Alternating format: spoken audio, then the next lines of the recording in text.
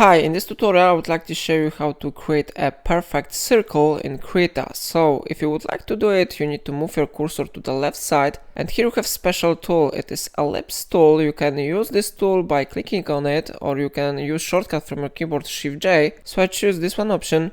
And now I will be able to create a new ellipse. So for example, I will create ellipse something like that. But if you would like to create a perfect circle, you need to click somewhere here, and then you need to press and hold Shift. After that, you will be able to create perfect circle. So now if you would like to change color of these circles and you would like to fill it with color, you need to go to this one option, fill a contiguous area of color with a color, or fill a selection.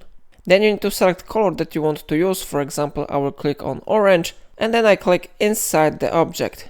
Okay, it's not looks like orange, so I maybe click again on the orange color, and then I click inside the object. And now I click inside the circle here, and how you see it really works. If I helped you, remember to like this tutorial and subscribe my channel, and don't forget to check links in description.